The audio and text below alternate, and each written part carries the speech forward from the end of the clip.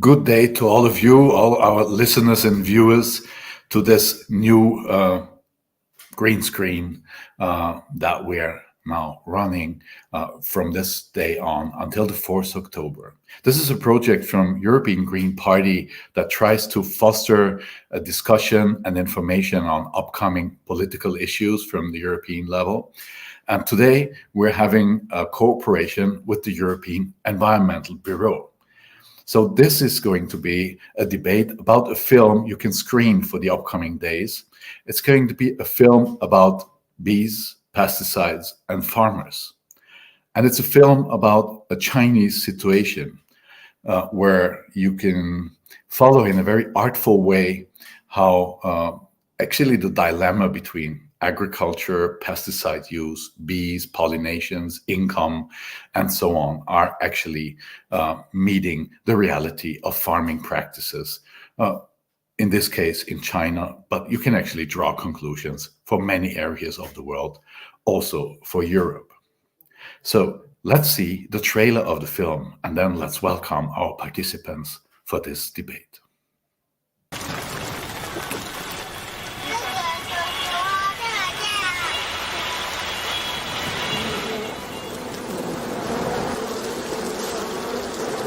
那个残像还是残酷，它就在地板上交换。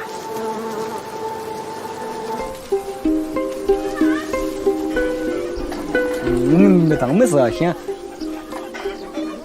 工资是瞎飞的嘛。这管理素质应该要提前，就是绿皮花之前。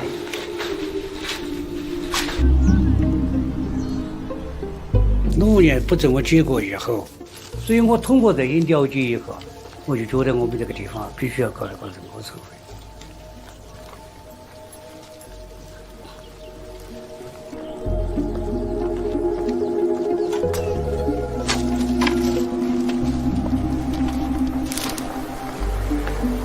离开农药地都在反对去，这个娃娃想是肯定想。第2年我就4月、8月、12月、12月30、12月14。好，那就是人为破坏自然界的这个生态平衡。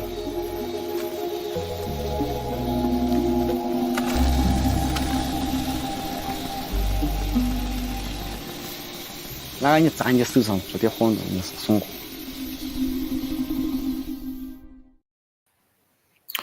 After this little impression of the film you can now screen until the 4th October, let me first welcome the panelists of today's evening.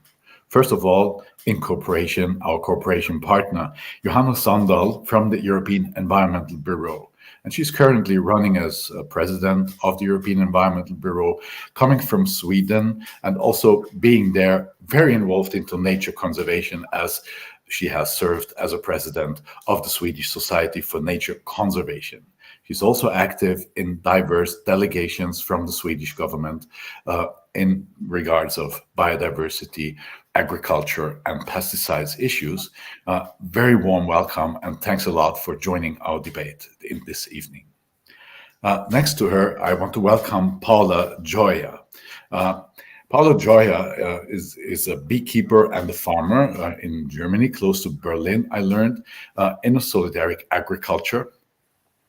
Also dealing with bees, so we're having an expert today with us when it comes to the relation between bees and farming, and foremost serving as a board member, so European board member of Via Campesina, which is a global organization of small farmers and land workers with an incredible amount of members across the planet.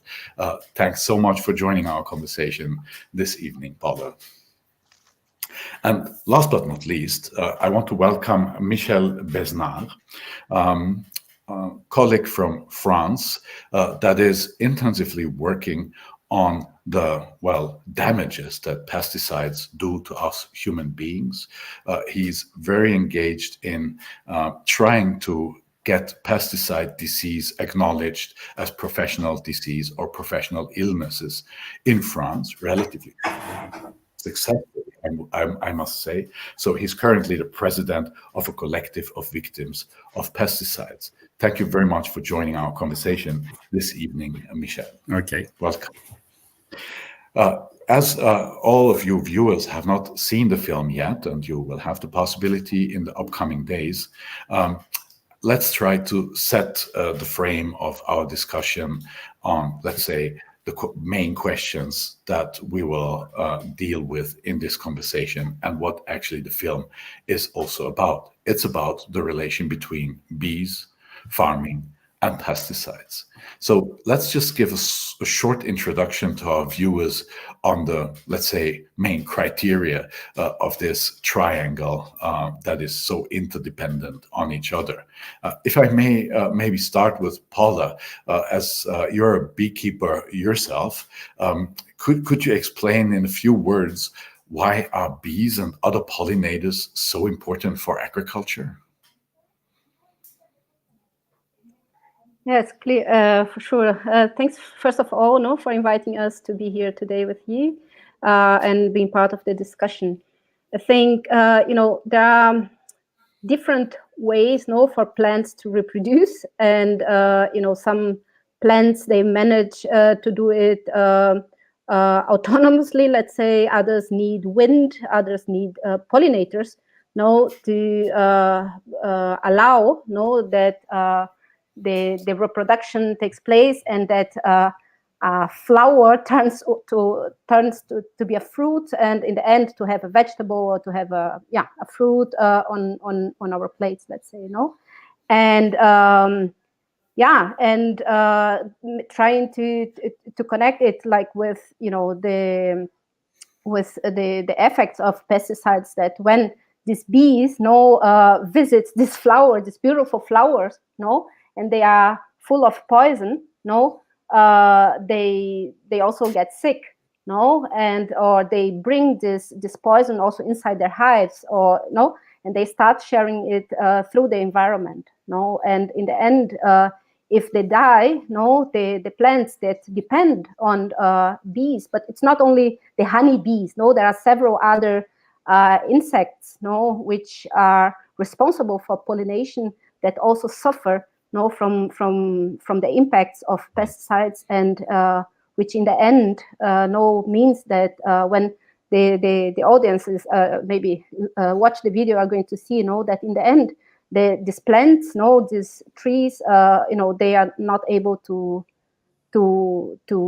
reproduce, or to produce fruits, and this has huge impacts, for our food consumption, for the food security of our communities. Mm. Well, the film focuses very much on bees, but as you mentioned, there's a whole range of wild pollinators, humble bees, wild bees. So it's on one hand about honeybees, but about pollinators overall, and a big chunk of our food production is dependent on bees. Do you have any idea what percentage of food production, or is it so? As far as I know, it's like 30-40%, but maybe let's pass on that question to Johanna, and also link it to the question on why. If we know that pesticides are so harmful, well, first of all for bees, but we will talk about humans later. But if we know that they're so harmful, why do farmers actually use them in this extent and in this amount? Johanna. Well, if I start with what we talked about recently, and the dependence of pollinators, the figure I have seen is that globally 75% of agricultural crops are dependent on, in some way, insect pollination, and then it obviously also improves quality and quantity. And if you look at certain plants or crops, and for example the ones providing vitamin C, it's actually up till 90% of the plants that are dependent on pollinators. Well, why do farmers use pesticides? Of course, it's a matter of being part of a bigger system where it's like a machinery where is this constant need for more and more. The problem is that we have now a system of agricultural systems that is very dependent on pesticides, meaning we are having a system with monocultures that are designed to use where pesticides are, you have to use pesticides because that's sort of part of the system. What we do not talk as much about is that we actually waste a lot of food. We do talk about it, but perhaps we don't do so much about it. The figures I've seen is that we actually waste more food in the EU than we import, which is of course something that we really need to address. So I think it's the key issue here is try to get out of this system where we are depending on pesticides. And we know there are various methods and practices that can be used. And if we don't move to that kind of systems, agroecological systems, for example, we will ruin the chances for future generations to be actually having the food security secured. So I think we really need to find ways out of this and get rid of the dependence of pesticides that are in.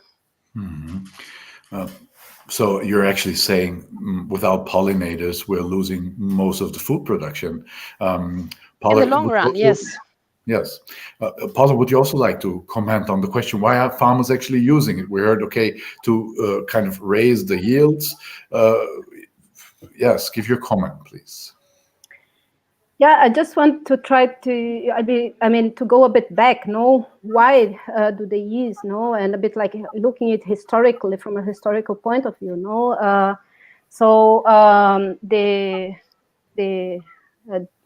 the use of pesticides, came after the Second World War, in a moment where Europe was, rebuilding itself, after a war. It needed to go quickly. There were some chemistry that was developed also for the war. And so this what we called today like the Green Revolution, came in such a context. So quick development, use of machinery, and also the use of chemicals in agriculture was a symbol of progress, and also a way to produce a lot of food or more food in less area, so this idea was also got a lot of support, public support, during the decades that would follow. So farmers were quite encouraged, to produce more and more, understanding it as modernization. In the 90s, later with the liberalization of the food markets, agriculture markets, free trade agreements, this went even quicker, and this kind of model has been spread all over the world as well, and so I think it's important also to understand where it comes from. It was not only a decision of the farmers to do like this; it was also a lot of public brainwashing, to invest in a system, like this. And if in a short term, we can produce more using less land, in a long term, the consequences, are fully disastrous, for the health of the farmers, of their communities, for the environment, and this has also high costs for the society in general. So I just would like to add this aspect because I think it's important to understand. So farming practices got kind of dependent, kind of addicted to pesticide use, and the whole production system that we're having today is quite heavily relying on it. But as Johanna mentioned, agroecological methods are out there and they are well proven and they are also already used in practice, also organic methods. But you mentioned at the end, Paula, you mentioned a key word, which is, well, what effects do pesticides then have on human beings? You can see in the film that the farmers are actually spraying the pesticides nearly barefoot, with just some slippers, with like free skin, no mask, no protection at all. You could actually see how they're spraying themselves as well. Michel, that's your expertise. You have worked on the effects on pesticides on human beings. You have worked a lot on the French situation. Would you share with us what is your experience? What's your assessment? How does the situation look on the ground when it comes to the health of farmers who are the first ones exposed to the pesticides? Yes, I am living in the west part of France, in Brittany, and our country, this part of France is very a lot of agriculture, different types, and we can see many people, many farmers, but not only farmers, who the people have used pesticides, like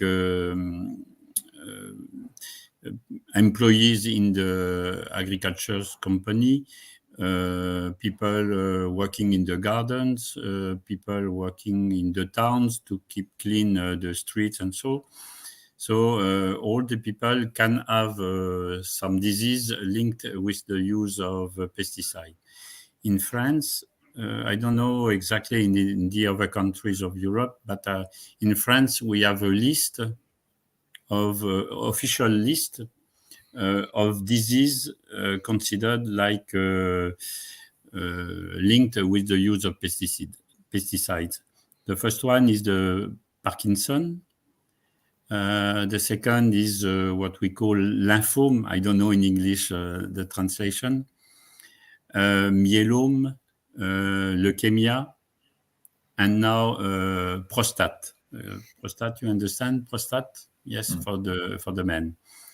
And officially, if the people have used during 10 or 20 years, it depends, this pesticide, they can be officially recognized like professional disease, and they can receive some money because of that. So our group, our association, so that it's the law. The people have this right, but the official social organizations don't inform the people of their rights. Because of what? For us, because first it will cost money, and the second, I think, first reason is because this organization are directed by the main trade union in France, FNSEA. And then this kind of in agriculture, they don't want we talk about pesticides. They don't want say if we use this kind of product, you will be ill. So our first target is to inform the people of the farmers, particularly about their right, and after to help them to be recognized and to receive money because of that. So that is the first target, and we make the same work for the neighbors around the fields where the pesticides are spread. We have not the same right for the neighbors, but we try to improve the rules for them. A very, very small step has been to obtain a short distance between the limit of their garden and the beginning of the spreading of the pesticides. It's only 5 or 10 meters. It's nothing, but it's a beginning to oblige agriculture farmers to think what they are doing is not dangerous only for themselves, but for the neighbors too. So that is our mass target. So in our association, we are around 400 people.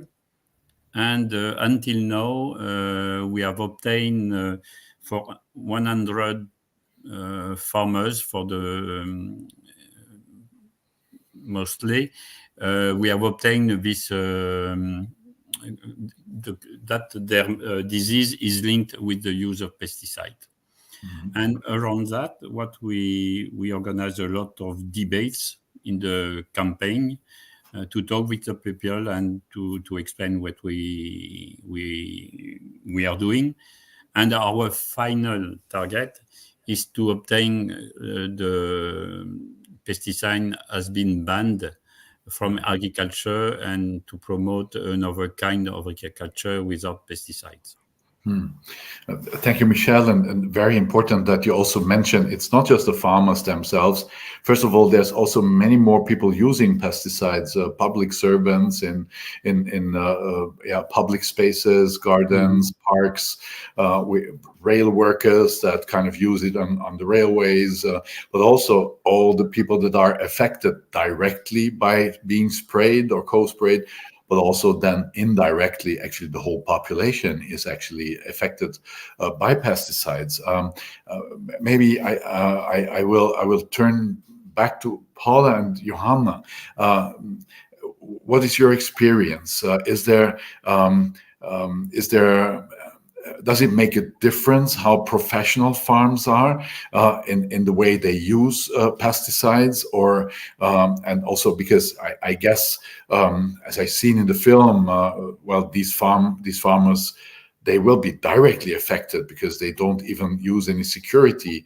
And maybe then afterwards to Johanna, do you have numbers or experience on how far the impacts of pesticides on humans, on human health, how far reaching they are actually beyond the actual farmers and people that are directly in contact with the pesticides? But let me turn to Paula first on big farmers, small farmers. As you're from Via Campesina, you have a position on that or a view on that?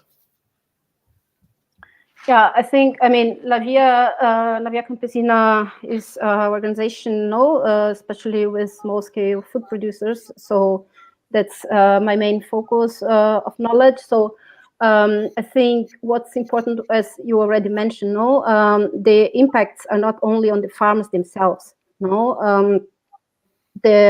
As you mentioned, it's, in the end, it's the entire population, because what we are eating comes full of poison.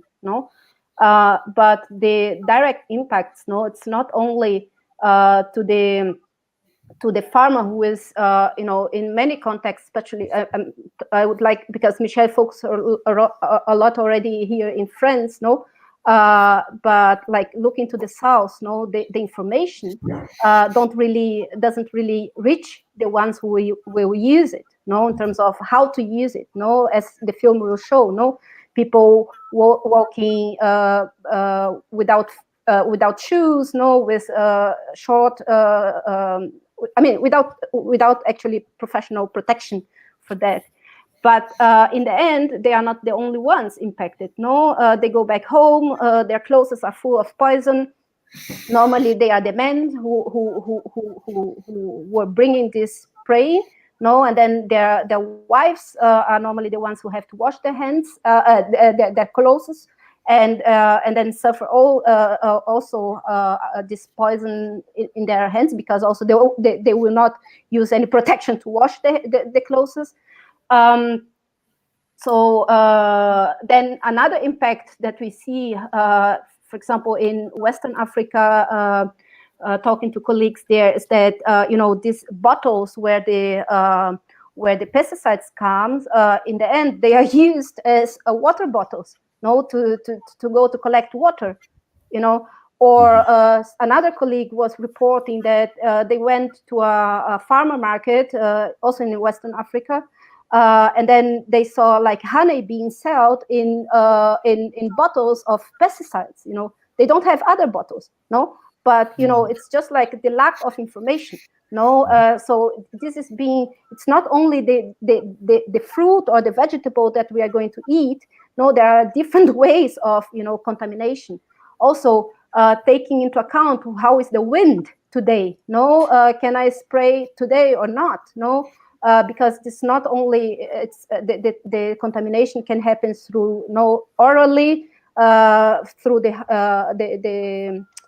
the skin, but also through breathing. No, so yeah, just trying to bring different ways of contamination that some we would not even imagine in the European context. Katerina has mentioned that apple trees are sprayed right in front of her house, and Anna is actually asking, have ever pesticides been banned because of causing disease? Maybe I will forward these two questions also to Johanna on in addition to the question. I mean, how far are these pesticides actually spreading? Well, in terms of distance, it's obviously different depending on where you are and where we spread the pesticides, if it's close to a river or not, for example. But you can also look at it in another way in terms of who is it reaching, and obviously it reaches all of us. And you are, as a person, if being a child, for example, more sensitive to exposure to certain chemicals, which pesticides are. And if you look at the cost, I mean, there's obviously enormous societal costs linked to the use of pesticides, health consequences, for example. And there are different figures, for example, that around the cost directly attributed to pesticides amounts to about 2.3 billion euros in 2017 is this figure from, and that is more than twice as high as the net profit directly made by the industry that the same year reached nearly 0.9 billion. So these costs are, of course, someone else is bearing these costs, which is we taxpayers.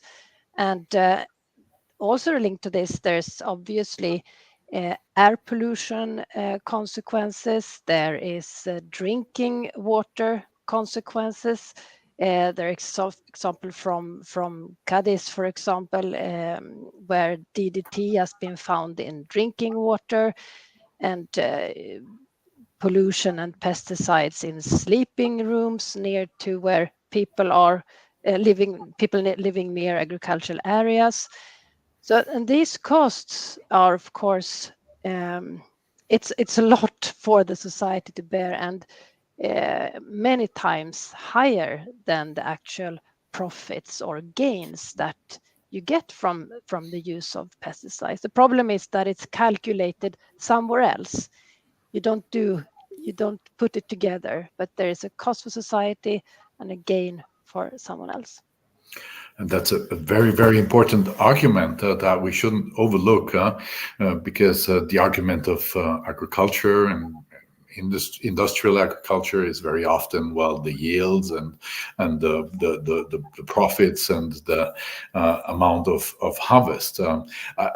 We have seen from by the Commission, we've seen some legislative proposals that aim to reduce pesticides by 50%. At least this is the first proposal that we've seen.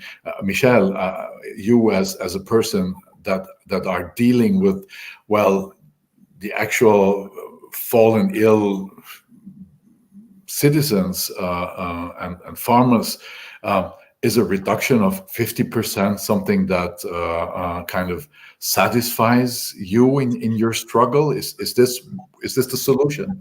Yes, we have to find exactly. We have to find targets, precise target, like 50%. But us, our position is the main responsibility is the political responsibility. it must be a decision of the politic men.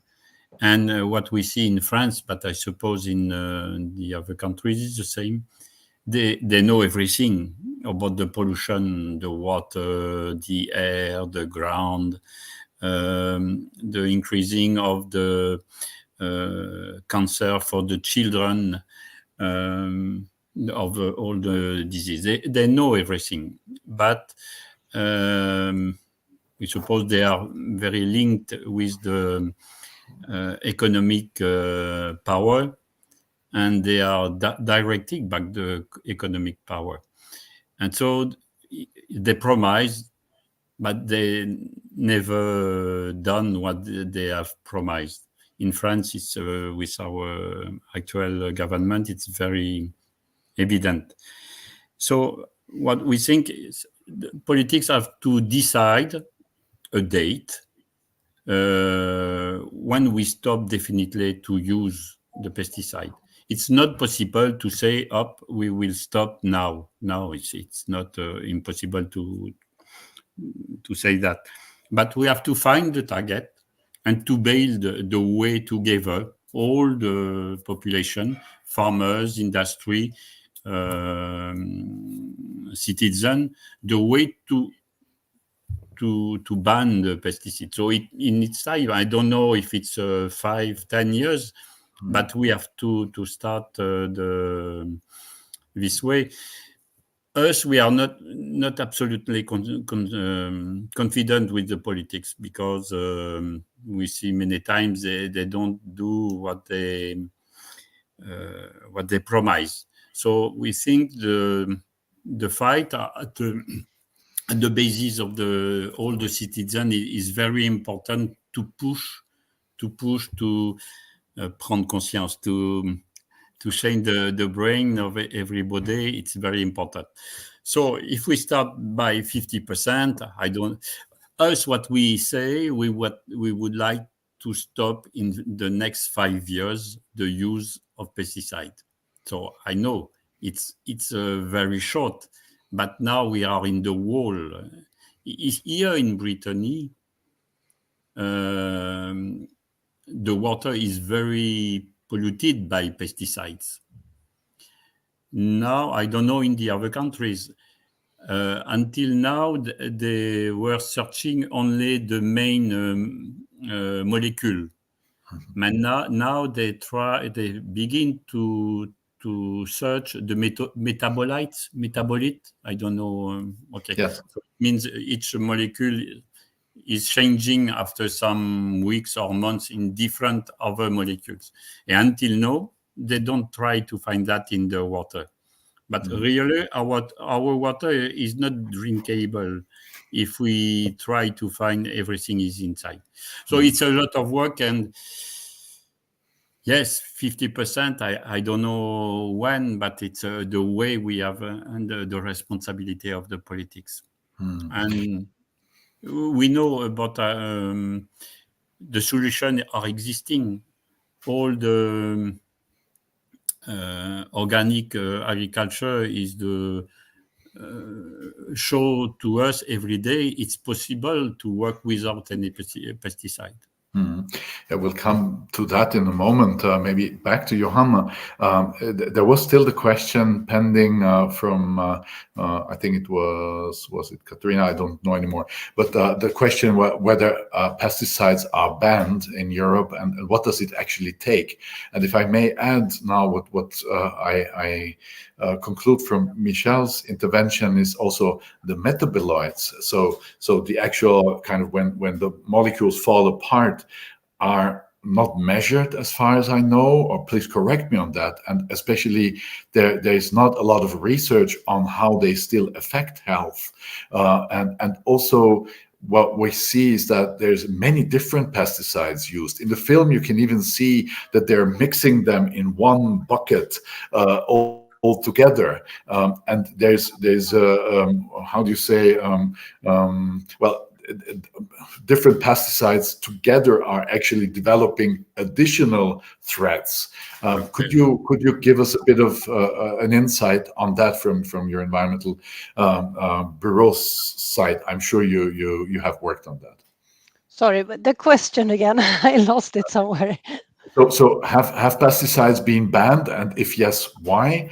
And what about the metabolites and the cocktail of different pesticides?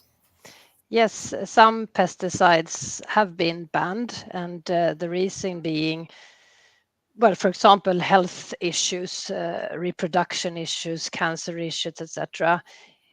What we do see, though, is that today a lot of these banned within EU banned pesticides are being exported to other countries, and I don't know about the example in the film, but perhaps that's pesticides previously used or supposed to used in the EU. So that's tens of thousands of tons of agrochemicals banned at EU level every year, exported to other parts of the world. And I think that, well, in all cases, when you talk about chemicals or hazardous chemicals, I think it's very important that the risk should be, the risk assessments should have a greater place, and independent research is really important in this aspect, so that we know and get independent view on the risks for health, for example, or on biodiversity. And that should be done much more to make sure that it does not create harm. And we do know today that many pesticides do create problems for us and for the environment. I've seen in the chat that we also have as a viewer today our Deputy Environment Minister from North Macedonia. Welcome, Christina, and also she's expressing her absolute wish and will to contribute to these reduction goals. If I may follow up on the question, well, what kind of agriculture would we actually need to get rid of parts of the pesticides? So the minimization. Paula, as you're an active farmer as well, is the only solution organic agriculture, of which we know that there's no hazardous pesticides used in organic agriculture, or do you see also possibilities to better the situation on conventional farming? Well, as Via Campesina, no, we prefer not to talk necessarily about organic. No, we talk about agroecological farming. No, because agroecology is a term which allows also adaptations to the regional context, the local realities. No, and as ABL, which is my my national peasant organization in Germany, but also as Via Campesina Europe, we defend that it's very important to not put farmers against each other. No, because even the conventionals, they are there because of this historical background that I presented before. No, conventional farming, how we know today, no, it's a result of a historical development. It is a result of public support for this model. No, and it's very important to support farmers in an agroecological transition. No, if it is certificated organic or not, this is it's not the most important thing. No, certification is something that farmers can not always pay. Certification is also expensive. No, so it's not because you don't have an organic stamp that you are not doing it in an agroecological way, no? And there are different techniques, no? So as Via Campesina, we defend this agroecological transition, which means, for example, using natural herbs preparations, no, which are very much based on traditional knowledge of peasants, no, or crop crop rotation in the fields, no, or I don't know. Another possibility is like to keep the soil covered. No, there are different practical techniques, to do so without needing to use pesticides. No, and as I said, if pesticides in a first moment can produce more in less fields, in a long term, this is not at all a way that is sustainable. No. And so we defend this agroecological transition. There are different measures that could be taken in that direction. On one hand, for example, training programs, capacitations for farmers themselves. No, but of course, in the in the policy level, as La Via Campesina, we very much defend the implementation of the United Nations declarations on the rights of peasants and other people working in rural areas, which is a human rights-based declaration for which we fought over 17 years, to have it adopted. And it was adopted at 2018, where it's very clear, our rights regarding the safety and the health at workplace, but also our right in regarding safe and clean and healthy environment. And of course, those two rights can only be a reality, if our right to information, our right to education and training also are implemented. So this declaration, what we shortly call UNDROP, is key in the development of policies that guarantee and promote the rights of peasants. Thanks for that. Maybe coming back to Johanna, we've heard about the so-called Sustainable Use Directive of the proposal that the Commission has brought forward with the 50% reduction goal, and also linked to the question: well, are certain pesticides banned? I mean, there is a ban practically on neonicotinoids, which are the bee killer pesticide, even though it's not, I mean, there's still some so-called emergency exemptions in some countries of the European Union. But so there are some very toxic pesticides where very little amounts are actually already causing huge harm.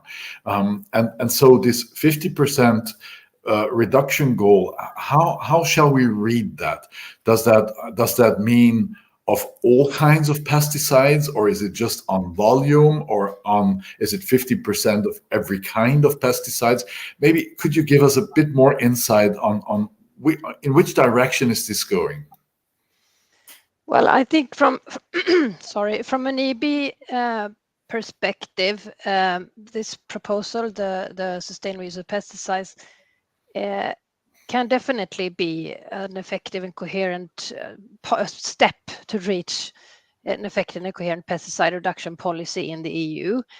And I mean, the reason, of course, being protecting human health and stopping the alarming loss of biodiversity in the EU. But we do have some concerns, of course. For example, we think that it leaves too much room for member states for not complying with the legislation. We think that this definition of the so-called integrated pest management, this is a detail, it should be mandatory, that it should be mandatory. It's unclear, the definition. And then a very important aspect about public information, because the public is not, as we know, we are not informed about the negative consequences of pesticides, and that definitely needs to be improved. And also, there must also be some inclusion of measures to discourage the use of pesticides, like a tax or a levy or something like that. So that we have some concerns, but it's definitely a step forward. And also linked to this, there's this that the fact that the Commission is now working on a proposal to ban the export of pesticides that are not authorized in the EU.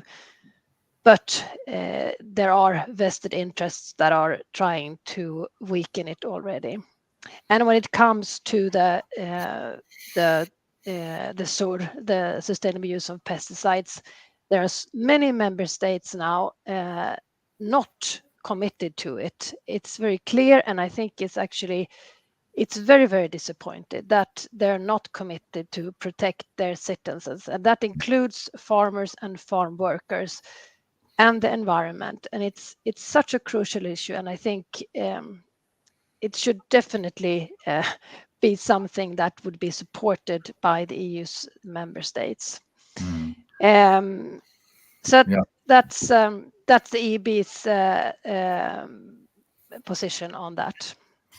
Thank you, Johanna. I must admit I have overlooked the exact minutes. So we have lost Paula already. She announced that she will have to leave at 45. I hope that I will be able to ask her one last question, especially on something that you, Johanna, mentioned earlier and also right now on export of harmful pesticides. And as we've heard from Michel, how he describes the devastating effects on the health of citizens, even, let's say, in the relatively well-informed, maybe France, where I expect farmers to at least take some security measures before they spray pesticides. But we've seen in the film that abroad, and especially also in Brazil, where Paula is originally coming from, a lot of small-scale farmers, land workers, have a big lack of information also on how to use pesticides. And Europe is going on exporting pesticides across the globe, even those which are still banned here in Europe.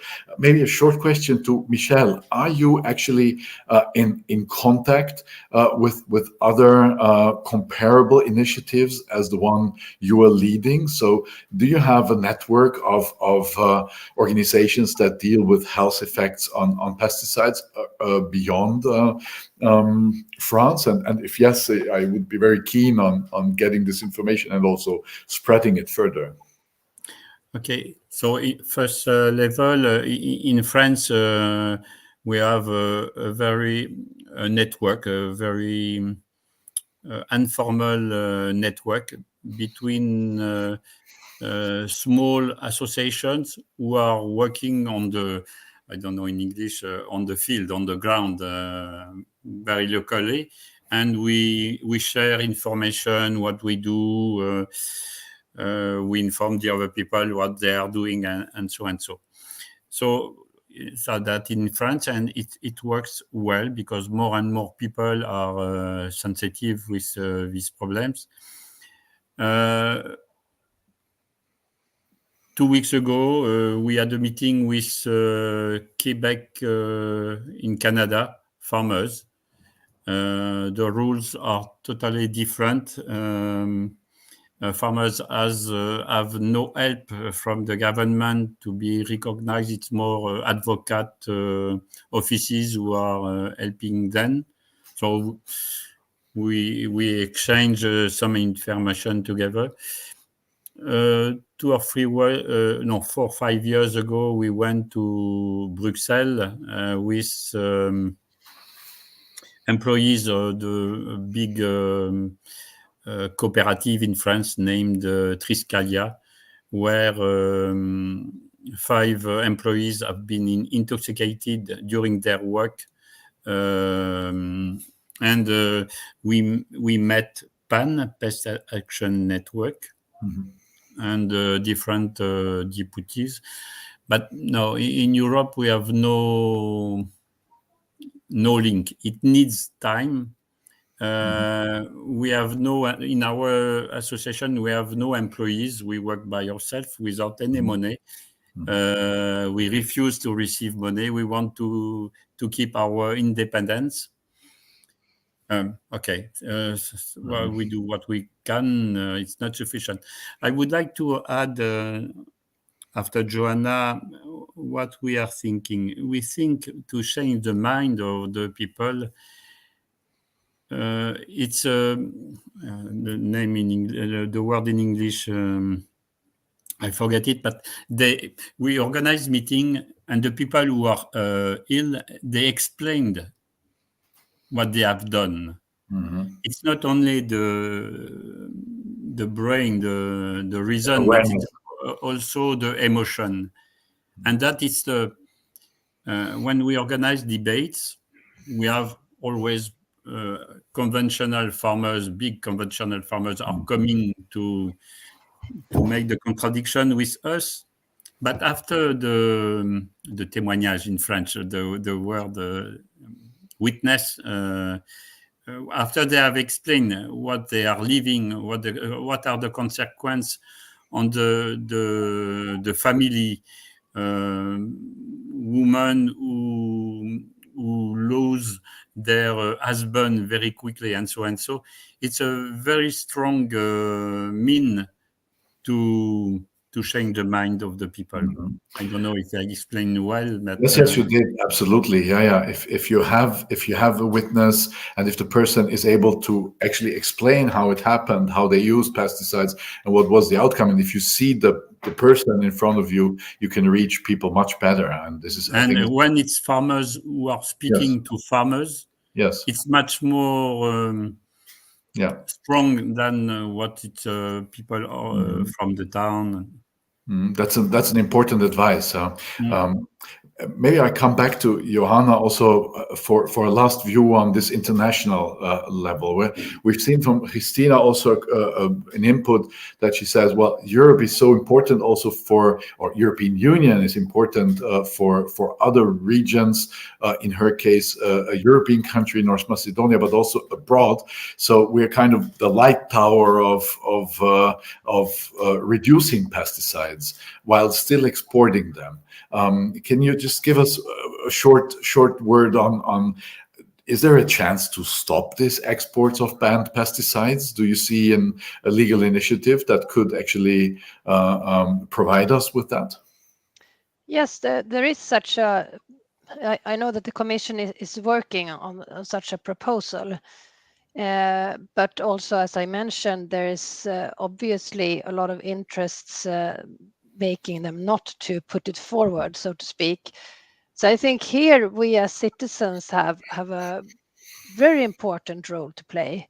I mean, we can obviously ask for and try to get and buy organic food when we go to the store, but we can also use our voices in other ways. We can, pass on this message, tell people to watch this film, pass on the message about raise awareness about the consequences of pesticides and fight disinformation, and also ask your country's political decision makers to support the sustainable use of pesticides proposal, and also support this EU proposal for a total ban on export of pesticides that are not authorized in the EU.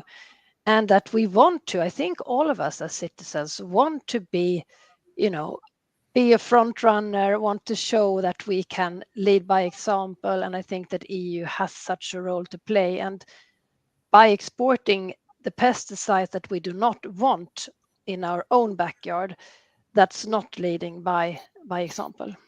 2 years ago, we have made how would you say in English, manifestation. We gather 300 people around a plant near the Loire in the west part of France, Fit Europe, which is a company who is making pesticide forbidden in Europe, but they produce them to sell them outside Europe. So we spend 1 day around to protest, organize a protest. We have naturally landed at actually the last question I wanted to raise. What can citizens actually do? We've also seen these questions in the chat, and as Johanna has already mentioned, you can support. There's public consultations by the Commission on topics on pesticides, agriculture. There is civil initiatives you can support, but you can also go out and do some demonstrations, as Michel was just describing, and I guess also. I mean, also we're talking about Brussels politics now, or national politics, but I guess also local politics can have a big influence on changing the way actually in pesticides are used in their municipality, whether they are used close to schools or close to kindergartens, whether they're used at all. Also herbicides can be replaced by, just cutting the grass. So I think there's a lot that is possible. When it comes to consumers, well, we talked a bit about organic label, and Paula made it very clear that also in the global south, many small farmers can't afford certification, and we shouldn't think that everybody who has not got a certificate is not producing properly or with low or no pesticide input. But how can consumers then know? What would be your advice also from the consumer side to how to support the right farmers, let's say, or the right farming practices, and how do you actually know what kind of pesticides are on the goods you're buying? Maybe Johanna and then Michel. Well, I think what you just mentioned about the local perspective here is pretty important. And I mean, for an example from Sweden, where municipalities have, in some cases, goals on how much a big part of school lunches should be organic, or they have a collaboration with a local farmer, knowing about his or her practices in the farm, being organic or not, but still then you have contact and you know what kind of meat you get for your kids in the school, or you buy organic from nearby or somewhere else.